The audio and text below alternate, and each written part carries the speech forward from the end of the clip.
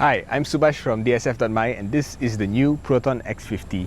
This is a very major update for the X50. You got fresh styling, you got an interior that is completely revamped, and you have a new 4-cylinder turbo engine which is going to come to the rest of the Proton ICE lineup in a few months. But first, let's start with the design. What's new with this rear?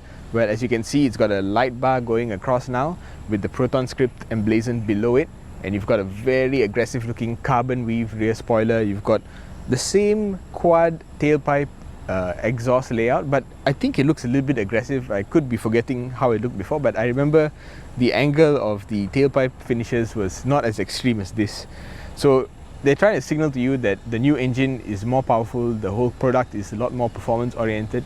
That's why you get all these little styling cues, and of course it's a more future ready product, so you get a car that's a little bit more futuristic looking. Now, if you're struggling to spot differences between this X50 and the previous one from the side, well, you're not alone, because from this angle it's actually very similar to the previous one, especially if you discount the rear and front elements. It actually looks very similar to before because, well, it's the same structure as before, just a little bit enhanced in places. Now, the biggest places where you'll find a difference is actually just the rims. They are new design with a more intricate finishing, so it's very rare to see 3D finishing on a rim like this, but they've pulled it off with the X50. And you've also got red finished brake calipers, also to signal that the car is more performance oriented. Looking at it from the front, there's no question this is a new X50 design. The headlights are new, the hood is new, the elements down here are all new, so you got a new look to it, which is very gaping maw kind of face. As I said before, it's a very aggressive redesign, trying to show you that the car is a lot sportier than before. So before we get into whether it is sportier than before, let's go inside and see the last space where Proton really revamped the X50. Now, this interior of the new X50 is all new, and it's inspired by the changes brought along by the Ipoh 7. So everything from this gigantic display up in front here to this miniaturized display over here with all your driver information, to even the floating center stack with the large space underneath and a larger still center storage box. The updates are also very functional. You've got a 50-watt wireless charging pad right there. You've also got Apple CarPlay and Android Auto built in, and all of this is wireless. There's a choice of leather interior colors.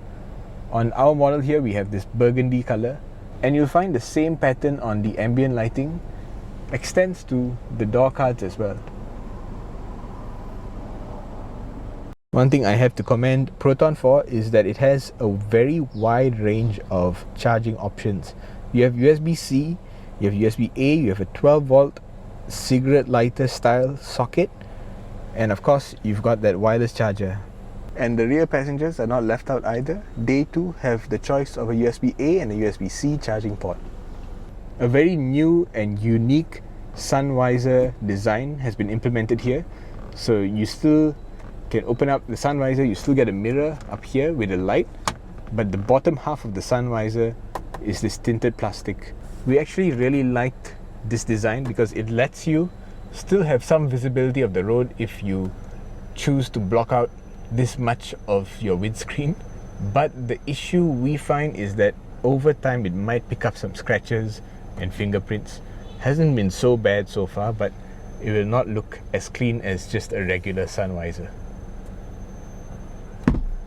Another highlight is that the voice-activated AI assistant now understands Bahasa Melayu. Hi Proton. Tutup sunroof. Okay, I'll close the sunroof. Now, I'm not sure if sunroof qualifies as a Malay word, but you can't deny that it works. No route is set. Please plan a route first. I may be wrong. To me, the most important thing is that it has a huge Apple CarPlay setup, and it's on the right side, unlike on the Ipoh 7 where it's flipped around.